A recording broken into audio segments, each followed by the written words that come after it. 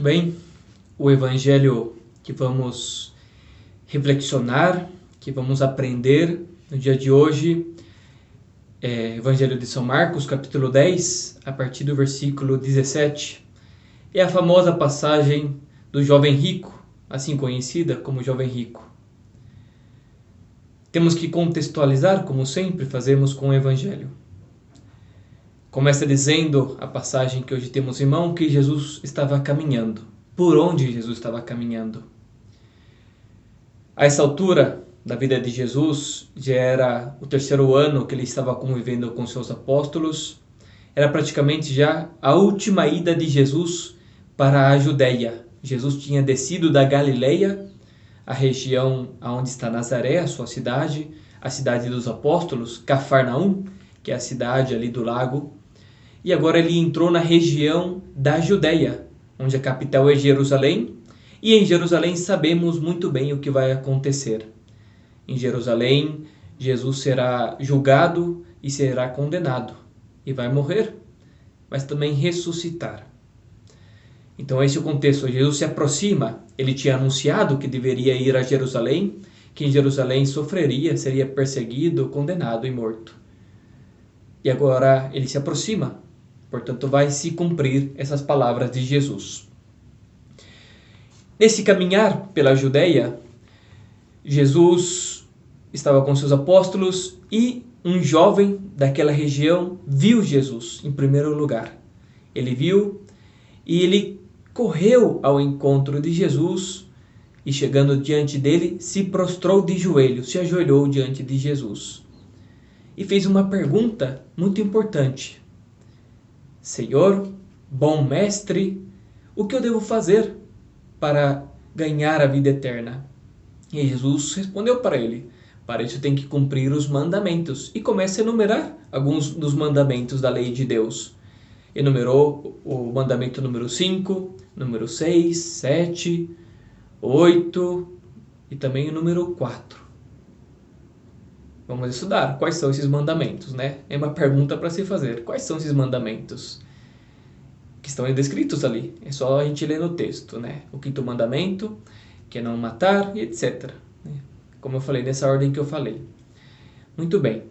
Depois que Jesus convida ele, então, a viver esses mandamentos, ele responde para Jesus que ele, desde que é pequeno, ele cumpre, é um fiel cumpridor dos mandamentos ali citados por Jesus. E Jesus também tem uma atitude para com ele. Nós vimos que aquele jovem teve uma atitude para com Jesus. E a atitude foi vê-lo, foi correr ao encontro de Jesus, uma atitude muito nobre. E ainda mais nobre foi, ao correr, se ajoelhar ao chegar na presença de Jesus. E Jesus tem uma atitude também de amor para com ele. Diz o evangelista Marcos que Jesus, depois de escutar a resposta, Jesus o olhou com amor. Teve um olhar de amor para com aquela pessoa ali na sua frente, aquele jovem. Muito bem. E o jovem então faz uma outra pergunta ainda para Jesus. Não ficou satisfeito com a resposta que Jesus deu de ele cumprir os mandamentos para ganhar a vida eterna. Lembra que a pergunta dele era: o que eu tenho que fazer para ganhar a vida eterna? Ele pergunta quais são as obras, fazer, né? Que obras eu tenho que fazer para ganhar a vida eterna? Jesus enumerou algumas das obras que ele teria que fazer. Ele, vendo que já cumpria tudo isso, mas que o coração dele pedia algo mais. Isso acontece muitas vezes. Nós pensamos que estamos sendo generosos, estamos fazendo coisas muito boas, estamos nos dedicando a Deus, mas sentimos que o nosso coração pede mais. Então podemos também na nossa oração dizer: Senhor, o que mais me falta? Na direção espiritual, muitas vezes, nós nos colocamos propósitos, compromissos, e de repente o nosso diretor ou o nosso coração pede algo mais. O que mais fazer? Quais outras atitudes tenho que tomar? É obra de Deus a nossa alma quando isso acontece. Porque quando nós começamos a seguir a Deus, o nosso coração se cresce, ele se enche. A gente vê que é capaz de fazer mais do que a gente pensaria que somos capazes de fazer. Esse é o amor. O amor, ele não tem limites. O amor não se fecha. Ele não cabe numa caixa. O amor, ele transborda. Ele sempre vai pedir mais. Porque é amor. Deus é amor. E Deus não se encaixa em nenhum lugar. Ele abrange, ele transborda. Bom, qual foi então a pergunta para Jesus que esse jovem fez? Ademais disso que eu já cumpri, o que mais, Senhor, eu posso fazer? E aqui chega um momento mais triste da história, porque Jesus diz para ele: só uma coisa te falta. Vai, vende tudo o que tens, dá aos pobres e terá um tesouro no céu. Olha a mudança que Jesus faz para ele. Primeiro falou para ele cumprir os mandamentos. Agora Jesus pede algo mais interno, que não é fazer, mas é um desprender-se em primeiro lugar. Ok, você já faz muitas coisas boas, cumpre os mandamentos. Agora te falta desprendimento. É um desprendimento que convida a uma confiança. E a confiança é que vai ter um tesouro maior do que suas riquezas, que as suas posses. Como é difícil isso. Quanto é difícil isso. E Deus nos pede a todos. E muitas vezes a nossa atitude pode ser como a desse jovem. Que ele foi triste, foi abatido. Depois de um momento maravilhoso, né, de ver que foi visto com amor. Jesus o olhou com amor. Agora ele vai triste embora. Não era capaz de se desprender, de dar aquilo que lhe segurava, que ainda lhe prendia, que lhe amarrava nessa vida. A pergunta dele para Jesus era sobre a vida eterna, sobre o céu. Mas ele não percebia que, apesar de cumprir obras boas, ele estava amarrado, atado ainda nessa vida, às coisas dessa vida. E era isso que lhe faltava se desprender, cortar. Era a única coisa que ainda o prendia nessa vida. E ele queria se desprender. Ele foi com Jesus perguntando como que ele faz para chegar à eternidade. Aí está a resposta para essa pessoa. Tire as amarras, desamarre isso que te ata ainda nessa vida, aos apegos aqui.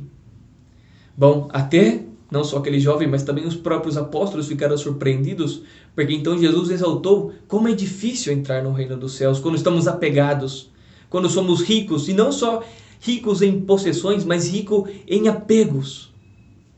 Todos nós temos muitos apegos, e é isso que Jesus nos convida a desapegar-nos, a desamarrar-nos das coisas que nos atam ainda a esta vida, as coisas mundanas, e nos impedem viver da confiança do Espírito para levar-nos ao céu. Os apóstolos então jogam para Jesus: olha, Jesus, nós estamos fazendo isso, estamos te seguindo, estamos deixando tudo para trás. O que vamos receber? Jesus acabava de falar para aquele jovem que ele terá um tesouro no céu. Mas olha só o que ele falou para os apóstolos, é muito mais que um tesouro. Terão 100 vezes mais. 100 vezes mais. Temos que confiar em Deus. Temos que ser capazes de colocar a nossa vida nas suas mãos. E, de verdade, Deus cumpre essa palavra. É suspeito nós falarmos, eu como padre religioso que fiz votos de pobreza, portanto de desprendimento, de castidade, de não ter uma companheira, e de obediência, de submeter ao que os outros me mandam. É suspeito, mas é verdade. Essa palavra se cumpre. Nesta vida já temos muito mais. A minha família só cresceu. As minhas possessões, por assim, só cresceram. Eu posso chegar em qualquer parte do mundo que sou acolhido em uma casa. É impressionante a palavra de Deus. Confiemos. Vamos pedir essa palavra que nos abra, que nos ajude a desamarrar tudo isso que nos está atando ainda nessa vida.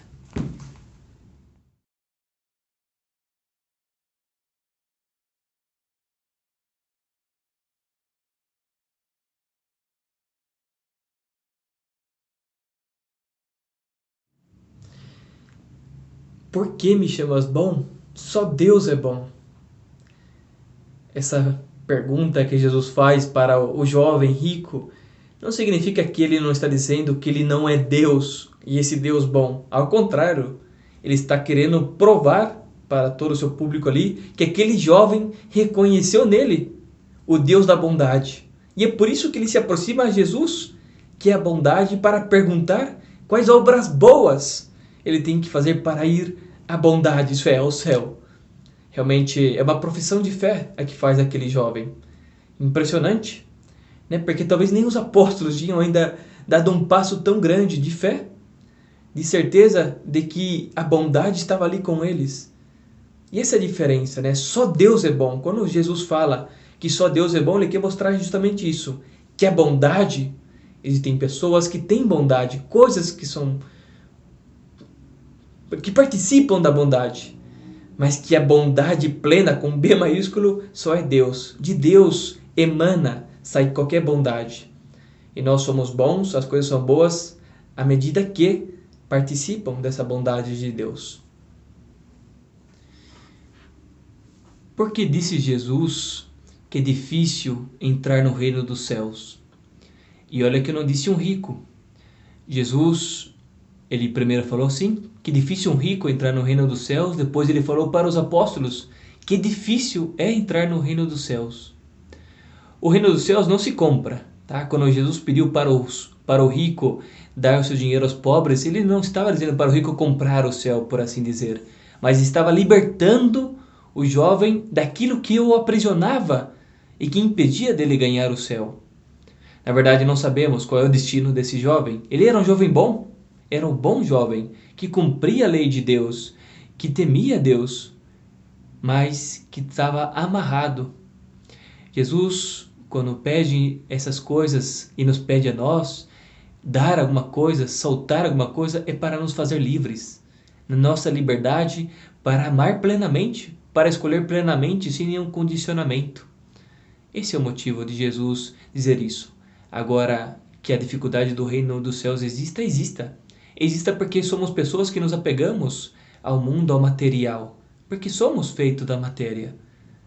Quanto mais vivemos do Espírito, das coisas espirituais e sublimes, mais nos fazemos livres, mais nos libertamos, mais tendemos ao céu, que não é um lugar físico, que não é um lugar que vai ter amarras.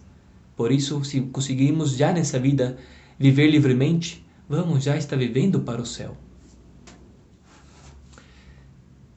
Afinal, a pergunta essencial é: em que consiste a vida eterna? A vida eterna é estar com Deus. É a entrada nossa no céu. Nós fomos feitos para Deus, para estar com Ele. O pecado entrou no mundo e nos separou, nos afastou de Deus, e vivemos constantemente nessa luta. É uma luta espiritual, mas também aqui muito humana.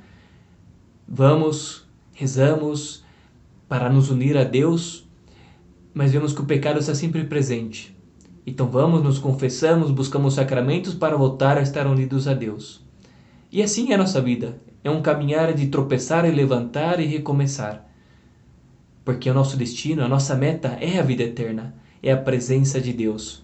E Jesus, como falou aqui para os apóstolos, depois da surpresa deles, da dificuldade do reino dos céus, ele respondeu: se alguém deixa tudo por ele, por Deus, por ele, por Cristo, Filho de Deus, receberá a vida eterna, mas passará por perseguições. Por isso, nos preparemos, nós que estamos querendo seguir realmente, possuir essa vida eterna e caminhar já nessa vida, possuindo 100 vezes mais, nos preparemos. Porque vai ser 100 vezes mais com perseguições, com cruz. E Jesus nunca negou isso. De fato, voltando ao contexto do Evangelho, Jesus está indo para ser crucificado, para sofrer. E sofrendo, nos dará a todos nós a vida eterna.